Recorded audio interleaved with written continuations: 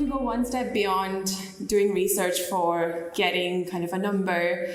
And I hope that when you leave today, you'll be inspired to do research for other reasons and get a number as well. So that's my disclaimer. I'm not an expert, and whatever I'm going to say today is my personal experience.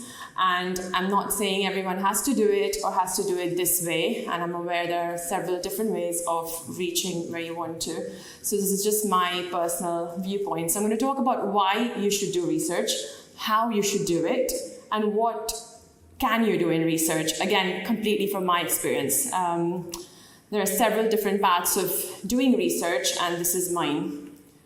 I have to go through my career to give a sort of background of what I mean. So the first thing I want to say is I'm a clinical researcher. I haven't ever taken like an academic time out. I don't have a sort of MD or a PhD. I have been doing research along with my clinical practice all throughout my career. It's been constant. I've never stopped doing it. So I'm not saying, again, that's what you should do. But anyway, here we go. Medical school in India, and I always wanted to train abroad, so I knew I needed publications. I started talking to lots of people. Can you get me something to publish? I want to work on something with you. And started with like lots of medical publications. Probably my highest cited article is one on Voglibos, which is like a diabetic medication. But anyway, so that's where I started, basically saying yes to anything and everything, learning a lot in the process about basic stuff like how to publish, how to write a paper. And then I went to Ireland for an elective, and I had a similar kind of work ethic, kept saying I want to be involved with whatever you've got going. I found opportunities to present what I'd done in India, and that's how I met my next research supervisor. Waiting for clinical, sort of getting registered in Ireland takes about 18 months. So I took up the opportunity to do a master's in surgery while I was there. And during that time, I did a research studentship. So I was working with a general surgical professor and published a lot in that year. Everything general surgery, upper GI. Stupid enough to think I wanted to do upper GI at that point. Hadn't seen the light. And my thesis was on gallbladder polyps.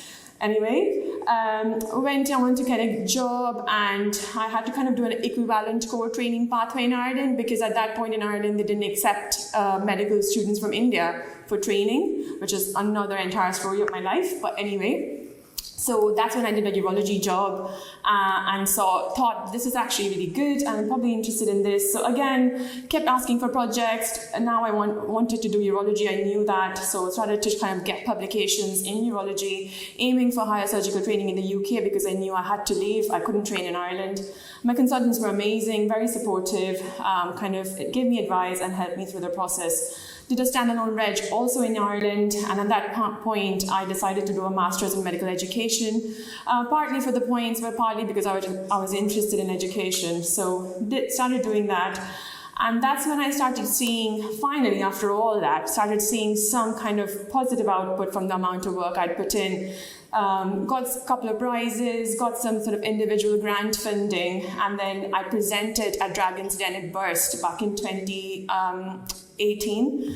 So got through the kind of top 3, didn't win, but my project was taken up as an interesting one, and Viru kind of decided to go ahead with it. So became a Burst member through that, and I then got my number in East of England the same year. So through Burst, I went through kind of vice chair, and learned a lot through the collaborative, grant funding, and then got involved with EAU, and haven't looked back, and been heavily involved with a lot of stuff that the EAU does as well. And now I'm past chair of Burst, still involved in projects with them, also the guidelines, and now with the European Urology journals. Hopefully going to get an academic component in my job, continue hopefully to do some sort of collaborative research and trials. So that's me. Now I'm going to tell you about why you should do research.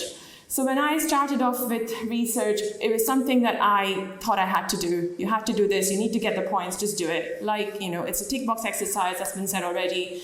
This journal, that journal, and just get the points. improve your CV, and somewhere in the middle of all that, I really started enjoying it. I thought this is actually fun. I can, answer questions that really make a difference. I started working with like-minded people. That kind of was a dual exchange. I learned from them, they learned from me. It was amazing. And then finally, the reason I do it now is because I really realize the benefit it has on our patients, and it's not something that we should take lightly. It's our responsibility to do research, I think, in many ways. So this is my kind of 2 cents on why. Do it, keep an open mind, start somewhere. You are going to probably start with projects that don't go anywhere, maybe. But then start thinking about what interests you. Maybe you'll find something that interests you. If you don't have interest, that's absolutely fine. There's nothing to be ashamed of. There's other stuff you can be interested in. But then find, like Wasim was saying, find the easiest, simplest, most effective way to get your publications in. Can you do a collaborative project? Can you participate in a birth study? Get your points in that way. Don't do it because you can't say no. Don't do it for the sake of it. And don't do it because and then you do something and then you don't like it and now you hate it. Don't do it like that, I think. And developing a frustration and disdain towards research is not ideal. So don't do it for those reasons. And then, again, not an expert, but this is what I've learned on how to do research. Find a mentor. Find someone who is doing what you like and who will push you, who will guide you, who will give you the right projects. Cannot understate the importance of a mentor. I have several research mentors that have been absolutely instrumental in my career. And then start asking questions. Anything that you see in clinical practice, why do we do this? Can we do this in a better way? When was the last time somebody published in this area? Was it 1985? Maybe I need to look at this again. Get involved with panels, BOWS panels, BSOT, BURST, anything that you can, go up to people and talk to them. I see you're doing great work. I'm actually interested in this. Network, and that's what networking is just sort of expressing your enthusiasm. Can you join a collaborative? And then I think pursue some sort of formal training. I think that's important, like masters or a certificate, understand how to do statistics.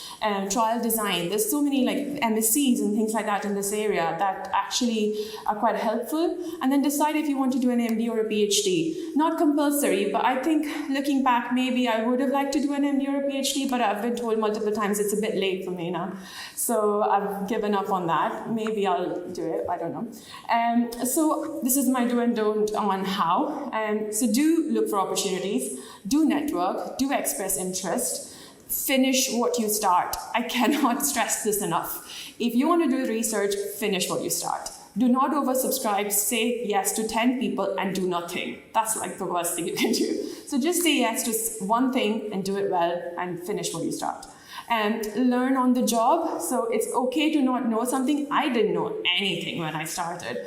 I learned everything on the job, learned from other people who are brighter than me and are still brighter than me. Continue to learn from them. Google is my best friend. I learned everything on Google, and now ChatGPT is my best friend. Don't say yes to something and don't, I keep saying that, keep repeating that, don't say yes and don't do it. That's very bad. And don't feel intimidated by people that you're working with. Everybody started somewhere, their journey started somewhere. The know-how in research will just follow. You do learn on the job. And then you want to decide what kind of research do you want to do. Do you want to join an academic in their area of interest and then develop your area later because you don't know what you're interested in? That's fine.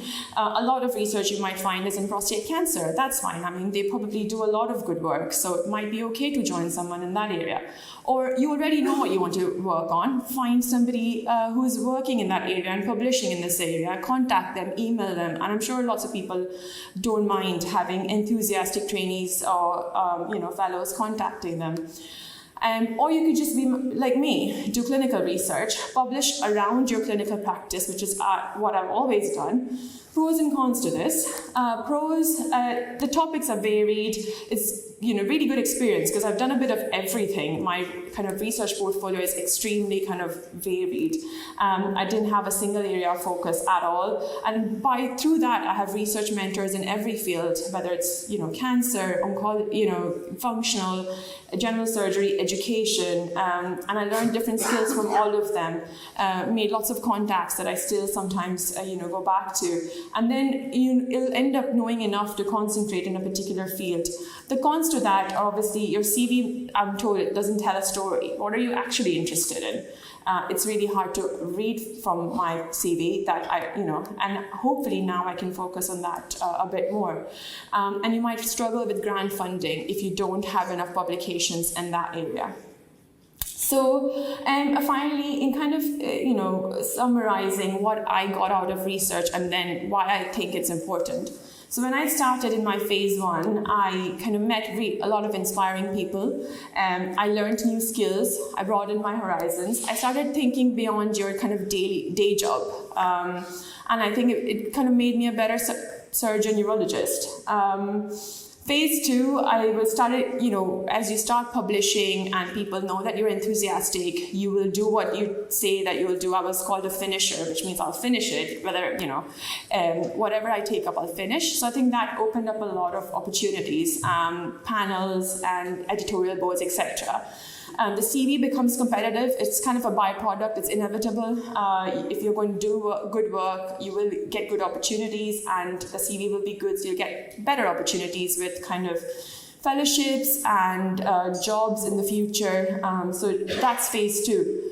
And then phase 3, why still do it? Why are you still doing it after you've got all that? Well, now I do it because I feel like we have the real ability to make an impact. If you're a surgeon or a doctor and you operate, I think you make a real difference on an individual level. But if you do good research, I think you can make a difference on a population level, especially if it's practice changing, and we owe it to our patients to do that.